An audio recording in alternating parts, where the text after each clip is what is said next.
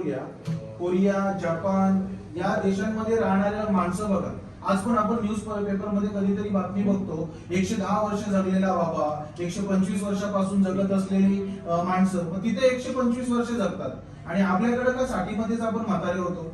तर ही पाण्याचे गुणधर्म आहेत, त्यांना मिळणारं पाणी, त्यांचं राहणीमान, त्यांचं लाईफस्टाईल हे आपल्यापेक्षा खूप डिफरंट आहे. They are comes in develop countries आणि आपण डेव्हलपिंग मध्ये आहोत, त्यामुळे आपल्याकडे तो अवेअरनेस नाहीये. पण सुदैवाने आता हळूहळू हा अवेअरनेस पसरतोय. बऱ्याचशा या अशा पद्धतीच्या कन्सेप्टला घेऊन नेटवर्क मार्केटिंग मध्ये काम करणाऱ्या काही कंपनीज आहेत मल्टी लेवल मार्केटिंग मध्ये. पण मग या अशा वस्तूला जेव्हा सर्वसामान्यापर्यंत पोहोचायचे किंवा लास्ट कंझ्युमर पर्यंत पोहोचायचंय, MLM मध्ये आपल्याला माहिती आहे 10 रुपयाची वस्तू 100 रुपयाला विकली जाते आणि मग 10 रुपयावर 10 रुपये प्रॉफिट येऊन वरचे 70-80 रुपये हे सिस्टम मध्ये वाटले जातात. म्हणून त्या प्रोडक्टची प्राइसिंग जी मूळ प्राइस आहे तिच्यापेक्षा 10 पट वाढवून आणि मग ती विकावी लागते. आपण त्याला सगळ्याला सरपास केले. आपण अशा पद्धतीचं कुठलं नेटवर्क नाहीये, कोणती मल्टी लेवल मार्केटिंग नाहीये. कंपनी पासून थेट ग्राहकापर्यंत हा प्रोडक्ट पोहोचावा याच्यासाठी हे ऑथराइज आउटलेट आहे, जे आपण शहापूर, ठाणे आणि काही दिवसात वसईमध्ये पण सुरू करणार आहोत. सोबतच यासोबत क्षेत्रामध्ये आम्ही सुरू केले आहे. अतिशय चांगला रिस्पॉन्स आहे. म्हणजे या पाण्याबद्दल बोलताना आम्ही तर छातीटोपपणे सांगतो, उद्या जर कोणाला एखाद्याला बायपास सांगितली असेल तर within 2 days you need to take bypass surgery anyhow. त्या बायपास सांगितलेल्या माणसाला जर 2 दिवस अगोदर फक्त 2 लिटर पाणी प्यायला दिलं तर त्याला बायपास करायची गरज नाही. 100% त्याची बायपास टळेल. आणि डायबिटीज रिव्हर्सल प्रोग्राम जर आपण बघितला तर 40 ते 45 दिवस जर एखाद्या माणसाने हे पाणी कंझ्युम केलं, पाणी कंझ्युम करताना डिफरंट टाइप्स ऑफ वॉटर यामधून येतं. 7 टाइप्स ऑफ वॉटर एकाच मशीन मधून येतं, जे वेगवेगळ्या वयोगटातल्या माणसांना आपण देतो. हे पाणी म्हणजे अतिशय जीवन आहे. पण आपण पुन्हा त्याच प्रश्नाकडे की नक्की पाणी पिऊन असे कुठं आजार बरे होतात का, असं कुठं होतं का? तर हो, होतं. कारण आपल्याला एवढं माहिती आहे की दूषित पाणी पिल्यामुळं आपल्याला आजार होतात. दूषित पाणी पिलं तर आपल्याला जॉइंडिस होतं किंवा लिव्हरला इन्फेक्शन येतं, आपल्याला डायरिया सारखा आजार होऊ शकतो, जास्त लॅट्रिनला झालं किंवा ऍसिडिटी होते, काही आजार होऊ शकतात. पाणी पिल्याने पाण्या तत्वाचा माणसाच्या बॉडीवर खूप मोठा प्रभाव पडतो. कारण माणसाचं शरीर हे 5 तत्वापासून बनलेले, ज्यामध्ये पृथ्वी, आप, तेज, वायू आणि आकाश यामधलं पाणी तत्व हे सगळ्यात जास्त आहे. 65 ते 70% आपल्या शरीरामध्ये पाणी तत्व आहे. त्यामुळे या भागाला जर काही परिणाम झाला तर तो बॉडीमध्ये खूप लवकर इफेक्ट दाखवतो. मग कधी आपल्याला जर ताप आला तर आपण डॉक्टरांकडे जातो. डॉक्टरांकडे गेल्यानंतर काय paracetamol, whatever, so many types of injection there, ते आपल्याला इंजेक्ट करतात. इंजेक्ट केलं म्हणजे काय, पाणीच गेलं ना. ते पाणी गेल्यानंतर आपल्या बॉडीचा ताप उतरतो. म्हणजे त्या पाण्यात आणि इतर पाण्यात काहीतरी तर फरक असावा. इव्हन त्या पाण्याने जर ताप नाही उतरला, थकवा नाही गेला, तर दुसऱ्या दिवशी डॉक्टर पुन्हा बोलावतात आणि सलाईन लावतात. सलाईन लावली की मग माणसाला तरतरी येते ना, मला आता थकवा आला होता, बरं वाटलं. हे का झालं तर त्याच्या बॉडीमध्ये ते विशिष्ट पाणी गेलं. म्हणजे पाण्यामुळं माणसाच्या शरीरामध्ये ही एनर्जी येते, माणूस तेवढा उत्साही होतो, हे आपल्याला तिथून दिसतं. आता तेही जर पटत नसेल तर अजून आपण रुटीन लाईफ मधलं एक एक्झाम्पल बघू. माणूस 90 मारतो, 90 मारल्यानंतर त्याच्या बॉडीमध्ये इमिजिएट ऍक्शन होते. विदिन 15 to 20 मिनिट्स मध्ये तो त्याच्या बॉडीचा बॅलन्स घालवतो. अजून 90 ची 180 झाली की त्याच्या पायाचा बॅलन्स जातो, तोंडाचा बॅलन्स जातो. हे का होतं तर ते पाणी डिरेक्टली आपल्या स्मॉल इंटेस्टाईन मधून जेव्हा कोलोन मध्ये हे सगळं पाणी पास होतं, कोलोन इन द सेन्स मोठा आतडं, जे जेव्हा पास होतं त्यामध्ये असलेले रिसेप्टर हे पाण्याला डायरेक्ट कंझ्युम करतात, ऍब्सॉर्ब करतात. पाण्यामध्ये असलेले सगळे गुणधर्म हे ऍब्सॉर्ब करतात. आपण खाल्लेलं अन्न 4 तास लागतं पचायला, पण पिलेलं पाणी 1 मिनिटामध्ये ऍब्सॉर्ब होतं. म्हणून दारू पिलं की लगेच चढायला लागते, 4 तास थांबायला लागत नाही. आणि खाल्लेलं आपल्याला त्याची एनर्जी निर्माण व्हायला 4 तास लागतात, जे पण अन्न खातो. फरक आहे. आणि हे पाणी अतिशय वेगळ्या स्वरूपाचं आहे. खरं तर या पाण्यावर रिसर्च करत असताना जपानने याच्यावर रिसर्च केलेली आहे. जपानवर जे 1945 साली हिरोशिमा आणि नागासाकीवर अणुबॉम्ब टाकले गेले, त्या अणुबॉम्बच्या दुष्परिणाम म्हणून जपानमध्ये येणारी नवीन जनरेशन ही हँडिकॅप म्हणून येत होती. ही साखळी कुठंतरी तोडली पाहिजे. अजून किती दिवस हा हँडिकॅपपणा आपल्या माणसांना भोगावा लागणार, अपंगत्व आपल्या माणसांना, आपल्या येणाऱ्या पिढीला भोगावं लागणार. याकरता जापनीज रिसर्चर्सनी, त्यामध्ये काही रिसर्चर्सचं इथे हायलाइट केलेलं आहे त्यांनी रिसर्च केले की ही कुठंतरी शृंखला तोडली पाहिजे. पण ही शृंखला तोडायची म्हटली तर माणसाच्या शरीरातलं सगळं ब्लड रिप्लेस एक्सचेंज केलं पाहिजे, म्हणजे बदललं पाहिजे, तर ती शृंखला तुटेल. नाहीतर जेनेटिक जे गुणधर्म आहेत ते सरपास होतच राहणार आहेत. मग सगळ्यांचं ब्लड बदलणं शक्य आहे का? शक्य नाहीये. पण ब्लड ज्या घटकांपासून बनलंय, WBC, RBC सगळ्या पेशींपासून बनलेले, प्लेटलेट्स, प्लाझ्मा. मग आपण याच्यावर काहीतरी संशोधन केलं पाहिजे. म्हणून त्यांनी संशोधनाअंती निष्कर्ष काढला की आपण सेल सायकल्स जे आहे, इव्हन आता आज आपल्या माणसाच्या बॉडीमध्ये सेल सायकल्स आहे 90 to 120 डेज. 90 ते 120 दिवसामध्ये जन्माला आलेली सेल मरून जाते. पण मृत झालेली पेशी शरीराबाहेर फेकली गेली, तिच्याऐवजी दुसरी पेशी जन्माला येते. पण मृत झालेली पेशी जर फेकली गेली नाही, ती जर साचत राहिली तर आपल्याला एजिंग फॅक्टर दिसायला लागतं. आणि हे पाण्याच्या गुणधर्मामुळं, आपण कन्झ्युम करत असलेल्या फूडमुळं, आपण कन्झ्युम करत असलेल्या लिकरमुळं किंवा लिक्विडमुळं आपल्यामध्ये ऑक्सिडेशनची प्रक्रिया वाढते. आणि जो 90 ते 120 दिवस कालावधीचा जो पिरियड पेशींचा लाईफ स्पॅन आहे, तो नॉर्मल लाईफ मध्ये 40 ते 45 दिवसावर येतो. म्हणजे 40 ते 45 दिवसामध्ये जर पेशी मरायला लागल्या तर मरणाऱ्यांची संख्या वाढते. आपण त्याला डेड सेल्स म्हणतो. आणि त्या डेड सेल्स जर शरीराबाहेर फेकल्या गेल्या नाही, त्याला शास्त्रीय शब्द डिटॉक्सिफिकेशन आहे. टॉक्सिक बॉडीमध्ये वाढायला लागतं. ते जर डिटॉक्सिफाय झालं नाही तर मग आपल्याला आजार येतात. पण हे टॉक्सिफिकेशन आपल्या पाण्यामधून पण होतं, हे आपल्याला लाईव्ह उदाहरणामधून इथं दिसेल. आपण कन्झ्युम करत असलेलं आतापर्यंतचं पाणी, tap water, even mineral water, even बाहेरचं पाणी, यामधून सुद्धा आपल्याला ऑक्सिडेशन होतं, गंजवण्याची प्रक्रिया. जसं बाहेरच्या वातावरणामध्ये ऑक्सिडेशन होतं, तर वातावरणात कसं काय ऑक्सिडेशन होईल? तर हो, वातावरण देखील ऑक्सिडेशनची प्रक्रिया करतं. ऑक्सिडेशन म्हणजे गंजवणं. ऑक्सिडेशनची प्रक्रिया करतं. कसं? सफरचंद कापलं आणि 10 मिनिटं ठेवलं तर तांबडं काळं पडायला लागतं. म्हणजे त्याच्यावर काय वातावरणाचा परिणाम झाला ना. आपण जर बाजारातून केळं आणलं आणि केळं सोललं तर केळ्याची साल 10 मिनिटानंतर काळी काळी पडते. म्हणजे केळ्याला असते तोपर्यंत ती जाणवत नाही, पण केळ्यापासून वेगळी केली की लगेच 10 मिनिटांमध्ये काळी पडते. म्हणजेच काय, वातावरणामधून त्याच्यावर ऑक्सिडेशनची प्रक्रिया झाली, गंजवण्याची. मग हेच वातावरण आपल्या नाकातून जाते, हेच पाणी आपल्या नाकातून जाते. हे आपल्याला गंजवणार नाही का? हे आपल्या ऑर्गन्सला बाधा करणार नाही का? 100% करतं. म्हणून आपल्याकडचा माणूस 30-40 मध्ये जर आपण असतो, आपण 70ची वाटायला लागतो. पण हिरोईन 60ची 70ची झाली तरी ती 35ची वाटते. इव्हन चायना, कोरिया, जपान इकडची माणसं बघा. पण संपूर्ण जगभरात जेव्हा शास्त्रज्ञांनी त्या अभ्यास केला, असं पाणी कुठं अवेलेबल आहे का, अशा पद्धतीचा काही नॅचरल स्रोत आहे का, तर हो, 100% याचा नैसर्गिक स्रोत होता. याच्या अगोदर म्हणजे 20-25 वर्षापूर्वी जर आपण कधी नांगराच्या पाठीमागे जर गेला असेल, नांगराच्या पाठीमागे जर आपण एखादा खड्डा केला आणि त्या खड्ड्यात साचलेलं डवरा, आपण ज्याला बोलत होतो, त्या डवऱ्यातलं पाणी जर आपण ओंजळ भरून पिलो तर ते पाणी अतिशय शुद्ध होतं आणि आपल्याला त्या पाण्यामध्ये एकही किटाणू नव्हता. पण आता नांगराच्या पाठीमागे चालणाऱ्या पाण्याचा डवरा काय ना काय आता पाणी शुद्ध राहिलं नाही. कारण आपण त्या मातीमध्ये मिश्रित केलेले पेस्टिसाइड, फर्टिलायझर्स, केमिकल, खत, रसायन हे टाकल्यामुळे ती माती पण तेवढी शुद्ध राहिलेली नाही. त्यामुळे तिथून वाहणारं पाणी आता शुद्ध नाही. इव्हन नद्यांमधून जर वाहणारं नदीचं पाणी अतिशय उत्तम असतं. पीएच त्याचा तेवढा नसतो. आता प्रदूषित आहे, तो भाग वेगळा आहे. नदी, याच्या अगोदर नदीचं पाणी जर आपण कधी पिलो तर आपण सहज बाजूला करून आणि पाणी पित होतो. आज आपली पाणी पिण्याची इच्छा होत नाही, कारण पोल्युटेड झाले, सगळ्या शहरीकरण झाले.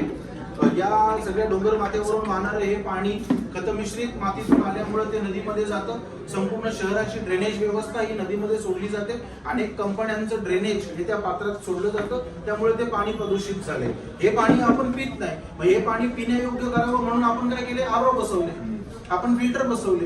इव्हन त्याच्याही पेक्षा अजून चांगलं आपल्याला कॉन्फिडन्स यावं म्हणून आपण मिनरल वॉटर कडे गेलो.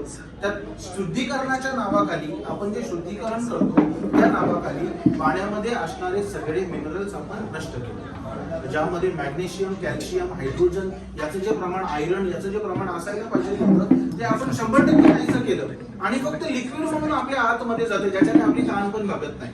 आणि हे उर्वरित पाणी इतकं जाड असतं की आपल्या संपूर्ण सेल्स पर्यंत ते पोहोचतही नाही.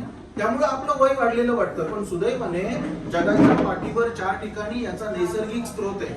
आणि त्याचा पहिला स्रोत म्हणजे जपानमध्ये आहे, दुसरा स्रोत त्याचा जर्मनीमध्ये आहे, तिसरा स्रोत सौदी अरेबिया, जे जमजमचं पाणी आपण बोलतो, मक्का मदिनाला जाणारे आपले मुस्लिम बांधव, त्या जमजममध्ये हे पाणी मिळतं. आणि सुदैवाने चौथं पाणी जगभरामध्ये आपल्या भारत देशामध्ये मिळतं, ते म्हणजे आपल्या गंगा नदीचं पाणी.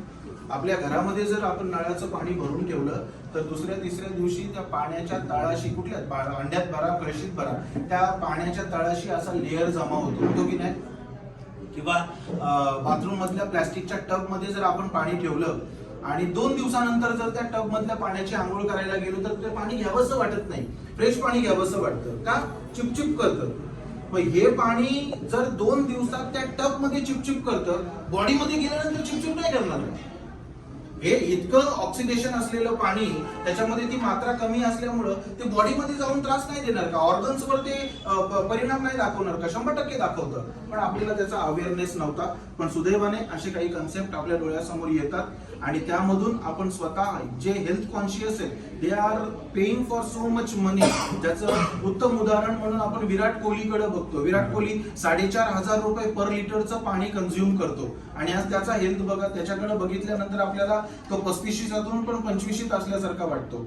म्हणून गंगा नदीचं पाणी जर आपल्या घरामध्ये कोणी 5 वर्षापूर्वी 10 वर्षापूर्वी एखाद्या बाटलीमध्ये बंद करून ठेवलेलं असेल तर आजही उघडलं तर आपल्याला गंगा नदीचं पाणी ते तसंच्या तसं मिळतं. ते नासत नाही, ते खराब होत नाही का, त्याच्यामध्ये हे प्रमाण. कारण गंगा नदीचं पाणी हे हिमालयातल्या सगळ्या डोंगर माथ्यावर खडक दगडांवर आपटत जपटत सगळे मिनरल्स त्याच्यामध्ये ऍड होत आणि मग ते पुढे वाहत गेलेले आहे. कुठे ते अशुद्ध झाले तो भाग वेगळा, कारण आज केमिकल रसायन आणि इंडस्ट्रीज वाढल्यामुळे त्याचा परिणाम दिसतो. पण आज पण आपल्या भारत देशामध्ये त्रिपुरा, नागालँड, अरुणाचल प्रदेश, मणिपूर या भागांमध्ये राहणारी माणसं बघा, तिथल्या स्त्रिया बघा, 60-70ची पण आपल्याला 30-35ची वाटते की नाही. नेपाळ सारख्या देशामध्ये राहणारी माणसं बघा, वयस्क असतात पण दिसायला ते तरुण वाटतात. पण आमच्या मराठवाडा विदर्भामध्ये 30-35चा तरुण पण म्हातारा दिसायला लागतो. आपलीच उदाहरणं बघा, आपलं वय जास्त वाटायला लागतं कमी वयामध्ये पण. तर हा त्याचा गुणधर्म आहे, हा त्या बदलामुळे दिसत असलेला फरक आहे. ठीक आहे. आता आपण रोज गंगा नदीवर काही जाऊ शकत नाही आणि पाणी पिऊ शकत नाही. रोज विराट कोहली सारखं आपण इतकं महागडं पाणी इम्पोर्ट करून काही कंझ्युम करू शकत नाही. पण यांच्यामुळं आता आपल्याला ते पाणी भेटणार आहे आणि तोच सर, अरुण सर आणि जयराम सरांमुळे असं पाणी आपल्याला यायला भेटेल. या पाण्यावर रिसर्च करत असताना बहुतेक डॉक्टरांनी याच्यावर रिसर्च केलेलं आहे. याच्याने अतिशय महत्वाचं म्हणजे आपलं डायजेस्टिव्ह सिस्टम एका दिवसामध्ये क्लिअर होतं. या पाण्यामध्ये अँटीऑक्सिडंट खूप आहे. म्हणजे 1 glass is equal to 1 kg fruit, 1 glass water is equal to 1 kg fruit. इतका अँटीऑक्सिडंट लेवल या पाण्याची आहे, जे आम्ही डेमो दाखवून आणि आपल्या समोर एका मिनिटामध्ये लगेच ती क्लिअर होते, एवढी ताकद आहे ते. दुसरं, हे पाणी पिल्याने कोणाला कधी गॅस, ऍसिडिटी, कॉन्स्टिपेशन याचा त्रास होत नाही. अल्सर, पेप्टिक अल्सर किंवा अपेंडिक्स याच्यासारखे त्रास होणार नाही. इव्हन डॉक्टर ऑटो वार्बर 7 टाइम ज्यांना नोबेल प्राइज विनर आहेत, तिकडे एक बोर्ड लागलेले, ही डिक्लेअर दॅट की हे पाणी ज्याने प्यायला सुरुवात केली त्याला मरेपर्यंत कधी कॅन्सर होऊ शकत नाही. हे पाणी ज्याने प्यायला सुरुवात केली त्याला डायबिटीज, त्याला हार्ट अटॅक, त्याला लकवा असा कोणताही आजार आयुष्यात कधीच होऊ शकत नाही. पण आता पुन्हा प्राइसिंग वगैरेचा फरक येतो, प्राइसिंग वर आपण नंतर बोलू. पण हे पाणी नेमकं काय डिफरंट आहे, या पाण्यात नेमकं काय डिफरंट जे विविधता आहे हे आपण बघू आणि मग पुढे जाऊया. आय होप की तुम्हाला पाणी या विषयावर आता थोडासा इंटरेस्ट मनामध्ये आला असेल की खरंच मग हे असं असतं का. मग माझ्या घरात तर 50,000 वाला आरो आहे, केळचा आरो आहे, what ever, so many companies. कुठला तरी असेल, आपल्याला कुठल्या कंपनीबद्दल नाही बोलायचं, पण अशा कंपनीचा आरो आहे, फिल्टर आहे. मी तर चांगलंच पाणी पितो. अतिशय मूर्खपणा करतो आपण जेव्हा मिनरल वॉटर पित असतो.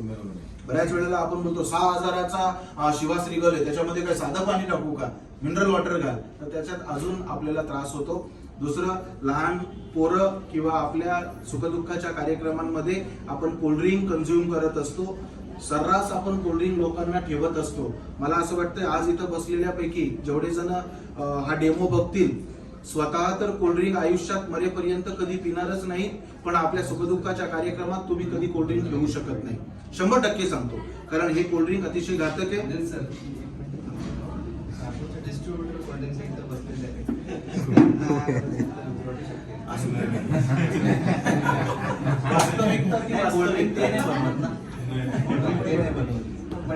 कंपनी बनवते ते म्हणतात.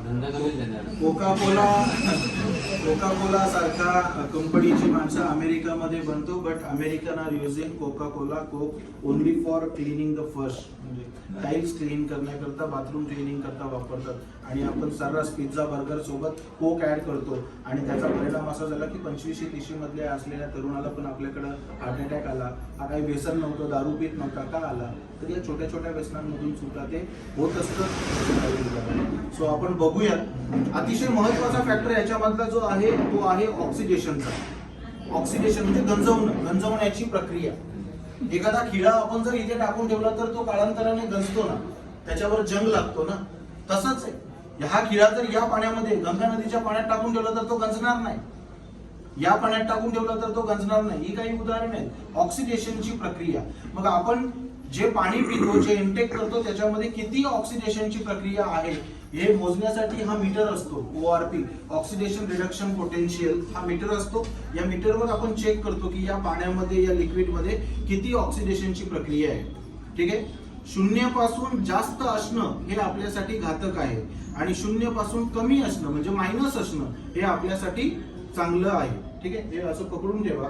इथे आहे ना, हा इथे पण आहे, सगळ्यांना दिसू शकतं. ठीक आहे. आपण एकेकामध्ये टाकायला सुरुवात करू. एक आपण वोडका टाकतोय.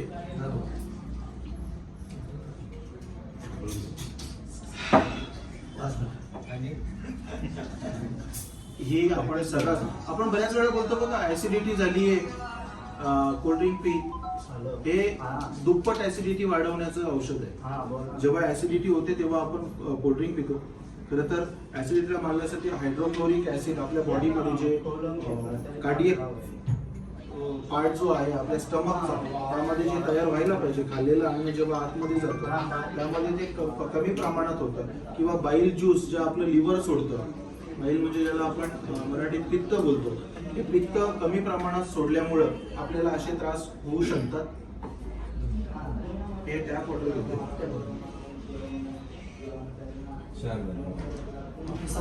हे साधं पाणी आहे. अजून एक काहीतरी राहिले.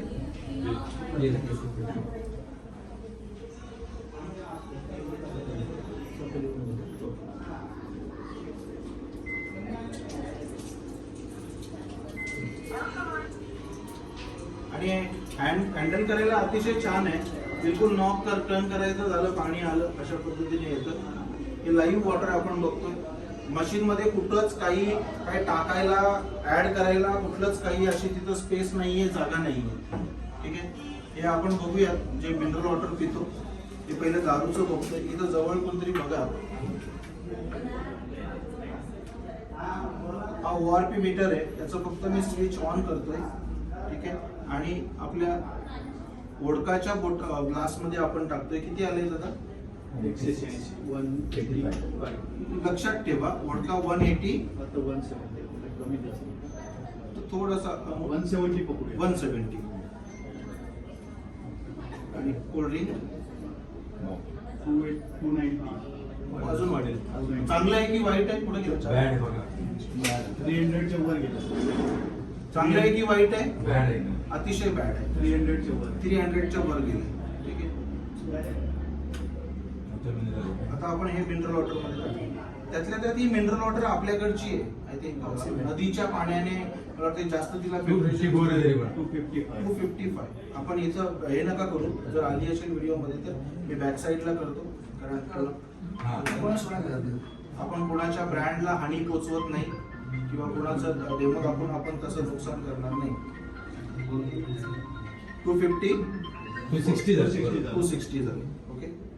आय थिंक की या मिनरल वॉटर पेक्षा जे टॅप वॉटर आलंय, जे नदीमधून डायरेक्ट आलेलं असेल, त्यातल्या त्यात ते चांगलं असावं. 250 त्याच लेवलला होईल.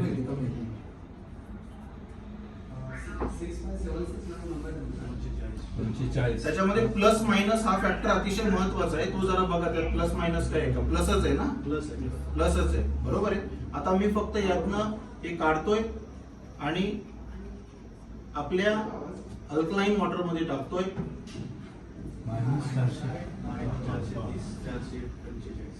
दिस is a main difference between water. म्हणजे पाण्यामध्ये काय फरक असू शकतो, तर हा फरक आहे.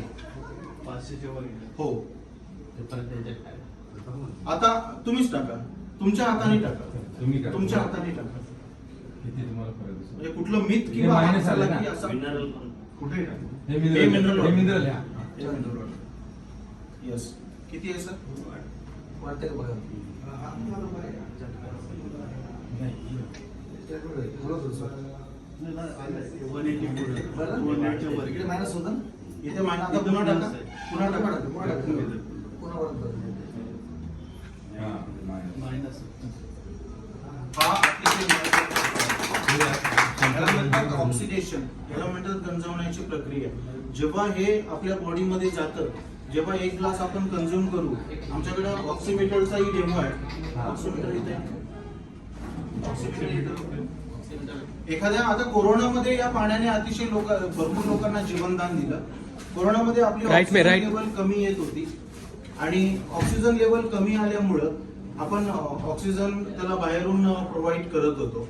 पण या पाण्याचा गुणधर्म असा आहे की एखाद्याची ऑक्सिजन लेवल सपोज 80-85 पर्यंत आलेली आहे, त्याला इकडनं हा ऑक्सिमीटर आहे, हा ऑक्सिमीटर फक्त असा लावून ठेवायचा आणि 80-85 जर इथं मेजर होतीये तर इकडनं फक्त पाण्याचे 2 ग्लास त्याला प्यायला द्यायचे.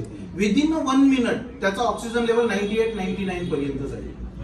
Within 1 minute. कोणाचा कमी असेल तर आपण चेक करू शकतो. एखाद्याचा कमी असेल, कोणी आजारी असेल तर इथल्या इथं आपण लगेच लाईव्ह डेमो बघू शकतो. हा ऑक्सिजनची लेवल शक्यतो वयस्कर माणसांमध्ये जास्त आणि कमी बघू आपण या. त्यांची व्यवस्थित असते. तरी पण समजून घ्यायचे. आणि मग 2 ग्लास पाणी द्यायचं.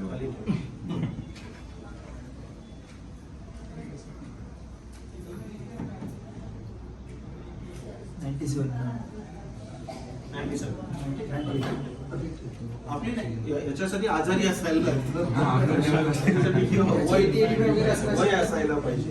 ठीक आहे, हे झालं ऑक्सिडेशनचा. दुसरं आपण बघतो बरेचसे, मी मगाशी म्हटलं की ऍसिडिटी झाल्यानंतर आपण असे काहीतरी कोल्ड्रिंक वगैरे कंझ्युम करतो. सो कोल्ड्रिंक कंझ्युम केल्यानंतर आपल्याला फक्त एक डकार येतो आणि मग असं वाटतं की माझं डायजेशन झालं. डायजेशन झालं नाही, एक जस्ट डकार आली, बट त्याच्यासोबत आपल्याला ऍसिडिक लेवल अजून वाढत असते. ती ऍसिडिक लेवल कमी करण्याकरता आपलं लिव्हर बाईल ज्यूस सोडतं, ज्याला पित्त बोलतो.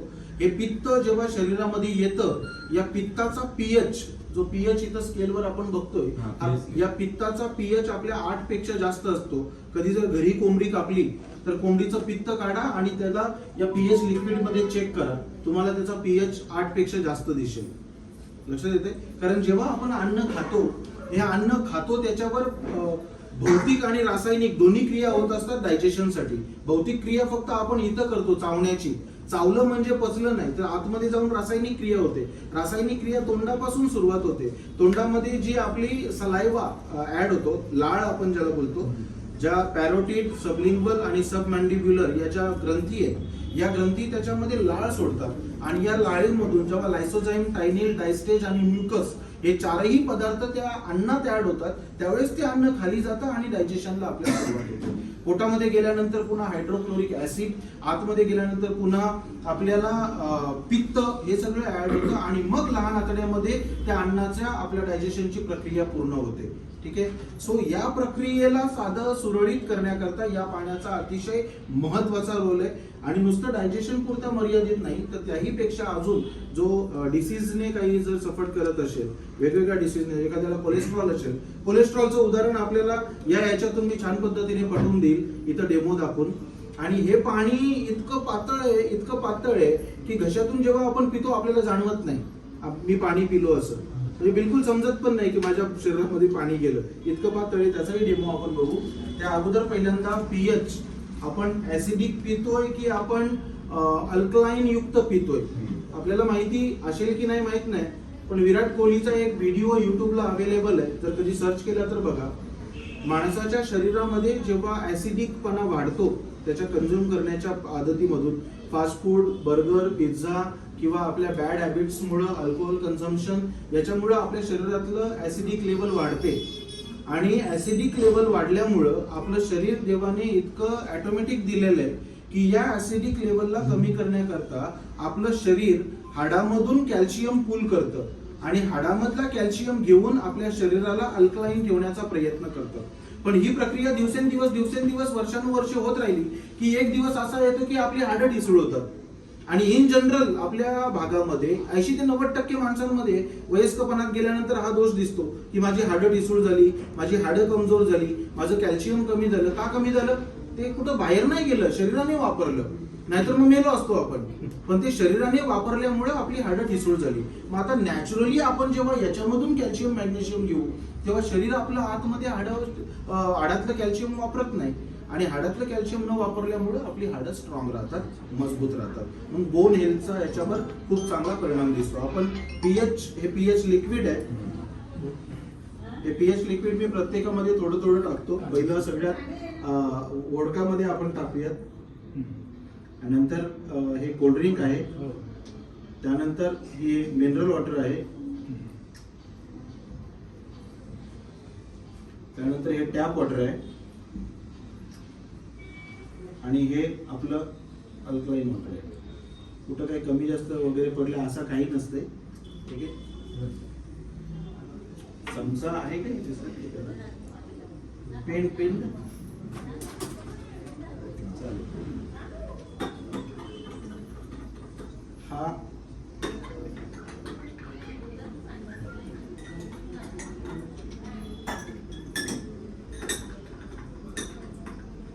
इथे स्केल आहे पीएच ची, किंवा इथेही पीएच चा स्केल आहे. इथे आपण बघू शकतो. हा वोडका आहे.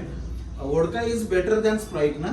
Vodka is better than Sprite म्हणजे आपण बघू शकतो. आणि याचा अतिशय म्हणजे जे लिकर कन्झ्युम करतात त्यांच्यासाठी तर हे वरदान आहे. म्हणजे मी कॉन्फिडेंटली सांगतो, जर आपण 6 पॅक पित असाल, 6 पॅक जर पित असाल डेली कन्झम्पशन मध्ये, आणि 6 पॅक पिऊन आपण नॉर्मल राहत असाल, आपला दोष आपला तर काही संबंध नाही, इट्स ओके. पण 6 पॅक कधी कधी पार्टी केली, 6चे जर 10 झाले तर आपलं दुसऱ्या दिवशी डोकं हँग होतं, पकडतं ना, थोडंसं पकडतं. मी त्याला म्हणेल की झोपताना फक्त यातले 2 ग्लास पाणी पिऊन झोप. तुला माहित पण पडणार नाही दुसऱ्या दिवशी की तू रात्री दारू पिला होता.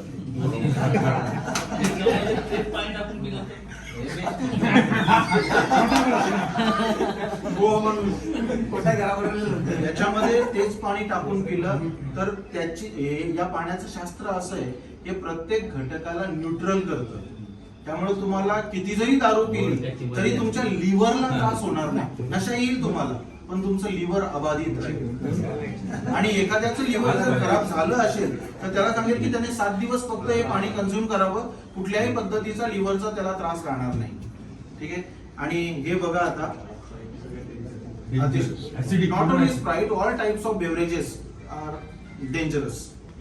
आणि हे आहे मिनरल वॉटर.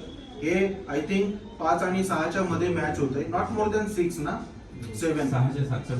6च्या 7च्या पुढे नाहीये. म्हणजे न्यूट्रलची भूमिका आहे. चांगली भूमिका तर नाही. न्यूट्रल आपल्यासाठी चांगलं नाहीये. न्यूट्रल म्हणजे काही चांगलं नाहीये. आपल्यासाठी गुडच पाहिजे. 11-12च्या पुढे, 10च्या पुढे. नॉर्मल काय असतं, 10 वर्षाच्या बाळाला आपण 7.5 pH पर्यंत पाणी दिलं पाहिजे. ज्याला काहीच आजार नाही त्याला 8.5 ते 9.5 pH पाणी दिलं पाहिजे. ज्याला हार्टचा काही प्रॉब्लेम आहे, कोलेस्ट्रॉल वाढलंय, ब्लॉकेजेस आलेले आहेत, त्याला दिवसातनं 3 ते 4 वेळा आपण 10 pH पाणी दिलं पाहिजे. आणि मोर दॅन 10 pH 11, 12, 13 हे जर असेल तर ते फक्त क्लिनिंग करतात. कारण आज आपण बघतोय मार्केटमध्ये आपण येणारी फळं, येणारा भाजीपाला, येणाऱ्या सगळ्या प्रकारची तरकारी, इव्हन तांदूळ हे आपण रोखू शकत नाही. ते पेस्टिसाइड, फर्टिलायझर, केमिकल वापरून आणि त्यांचं उत्पादन वाढवण्यासाठी त्यांच्यावर फवारणी केलेली आहे. पण आपल्या साध्या पाण्याने धुवून त्यांच्यातले ते पेस्टिसाइड निघत नाही. पण या पाण्याने जर आपण धुतले तर त्यात कुठल्याही पद्धतीचा पेस्टिसाइड किंवा फवारणी केलेल्यापैकी खत रासायनिक शिल्लक राहत नाही. म्हणजे शुद्ध अन्न खाण्यासाठी आपल्याला या पाण्याचा उपयोग होतो. ठीक आहे. आज पंजाब सारख्या भागामध्ये आपण बघितलं तर कॅन्सरचं प्रमाण वाढलंय. इव्हन आपल्या घराघरात कॅन्सरचं प्रमाण वाढलंय. या कॅन्सरच्या प्रमाणाला रोखायचं असेल तर आपल्याला या इंटेक करणाऱ्या साधनांना पण कुठंतरी शुद्ध आपल्या आतमध्ये गेलं पाहिजे, याची काळजी घ्यायला लागेल. हे टॅप वॉटर आय थिंक हे थोडंसं याच्यापेक्षा बेटर आहे कधीच, म्हणून म्हटलं मिनरल वॉटर तर याच्यापेक्षा बरीचशी लोक बघा ना मिनरल वॉटर घेत नाही. ते लोक उलट टॅप वॉटर घेतात, साधं पाणी कुठून तरी कन्झ्युम करतात. मी याच्यामध्ये अजून एक बघणार होतो.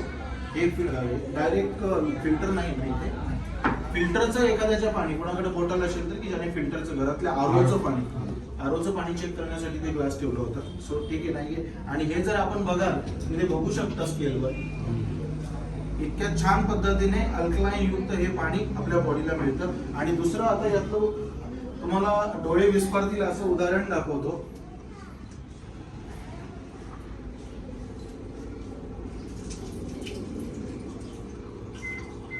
मी 10 pH चं पाणी घेतो यामधून.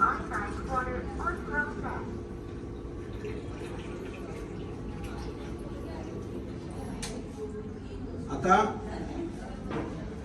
सुरुवात तुम्हाला इथून दाखवतो. जर या ओडक्यामध्ये जर हे अल्कलाईन पाणी टाकलं तर काय होईल.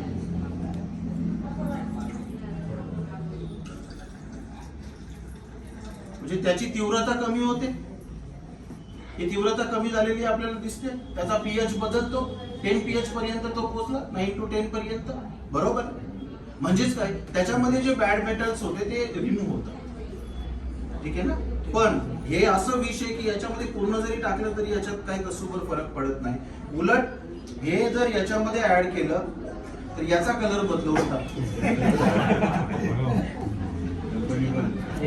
हे याचा कलर बदलवून टाकतो. हे मला वाटतं 350 ml त्याने डिक्लेअर केलं होतं की जेव्हा आपण कन्झ्युम करतो पुढचे 15 दिवसभर आपल्या बॉडीतनं डिझॉल्व्ह होत नाही कम्प्लिटली. आणि जो माणूस जर रोज रोज पित असेल त्याला एक ना एक दिवस हार्ट अटॅक येणारच आहे. हे त्याने 100% लिहून ठेवा. हा फरक आहे. ठीक आहे.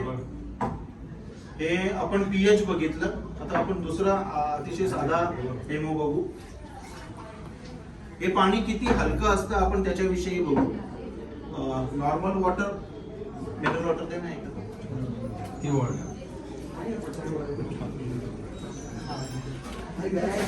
अंदर है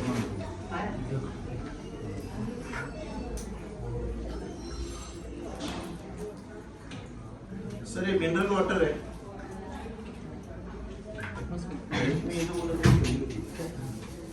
आम्ही एक हळदीचा डेमो दाखवतो. हे पाणी किती हलकं आहे ते याच्यावरून आपल्याला दिसेल.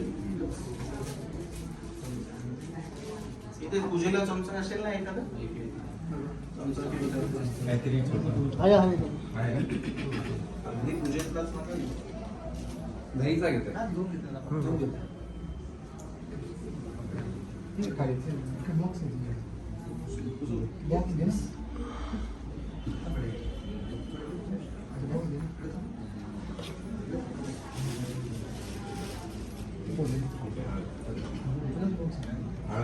हा सर ही आपली जेवणात खाण्यातली हळद आहे. मी एवढी टाकतो याच्यामध्ये. ठीक आहे. अगदी तेवढीच याच्यामध्ये पण टाकतोय. ठीक आहे. दोघांमध्ये तेवढीच आहे. हळदीचा कलर कोणता असतो साधारण. हळदीचा कलर कोणता असतो. पिवळा असतो.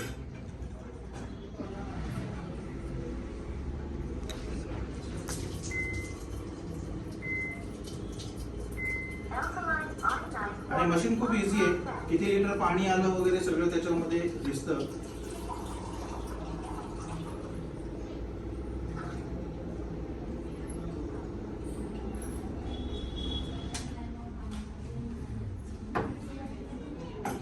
का झालं असं.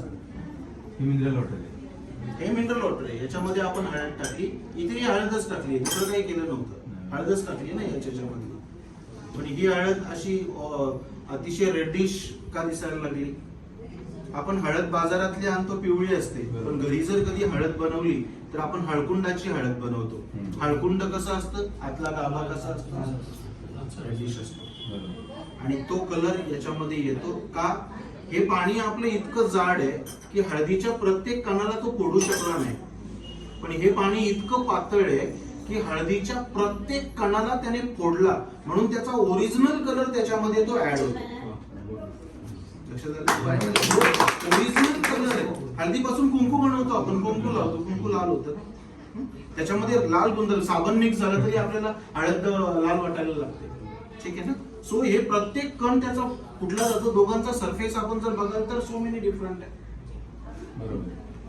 ठीक आहे. ओके, हा फरक आहे. मग जो हळदीच्या कणाला फोडू शकत नाही, हळदीचा कण डोळ्याला दिसतो, मायक्रोस्कोपी शिवाय आरबीसी डब्ल्यूबीसी आपल्याला दिसत नाही, आपल्या आतल्या पेशी आपण बघू शकत नाही, रक्तातले घटक आपण बघू शकत नाही, त्या सॉफ्ट टिश्यूज पर्यंत हे पाणी कसं काय पोचत नाही. म्हणून आपल्याला डिहायड्रेशनची तकलीफ होते. मग थंडीच्या दिवसामध्ये असा हात केला की असे चर्रे होतात, डिहायड्रेट झालं. बरोबर आहे ना.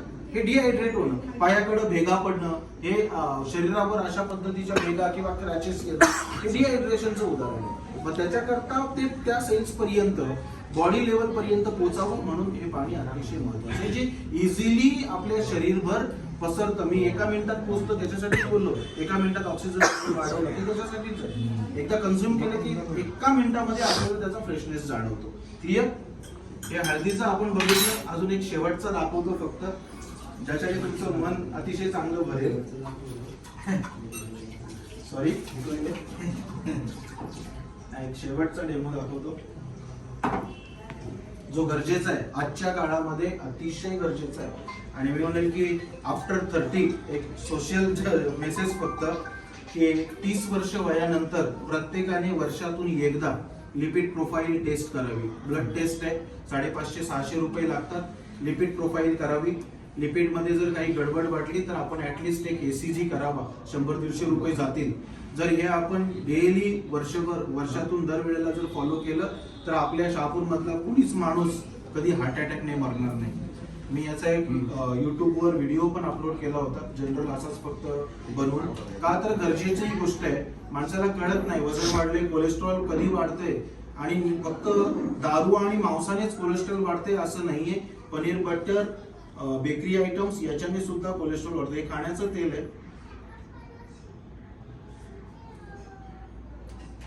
कोलेस्ट्रॉल आणि ट्रायग्लिसराईड हे दोन्ही वाढण्याची गणमी आहे. टॅप वॉटर घेतो एकामध्ये. तेलाचा गुणधर्म काय? तेल पाण्यावर तरंगतं. थोडंसं क्लीन करायला लागेल असं. आणि या पाण्यामध्ये आपण तेल टाकून बघू. इथे पण तेल पाण्यावर आलेलं आहे. थोडं माझ्याकडनं जास्त पडलं गेलं.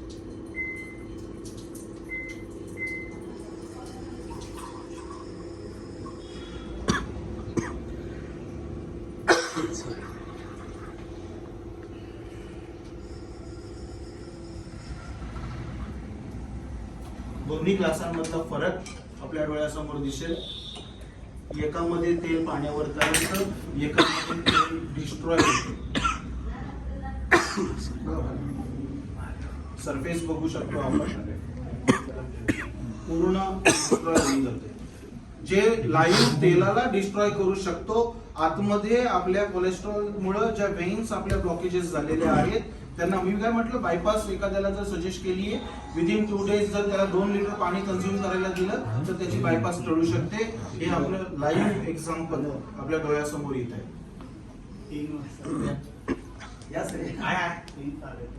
सर नमस्ते.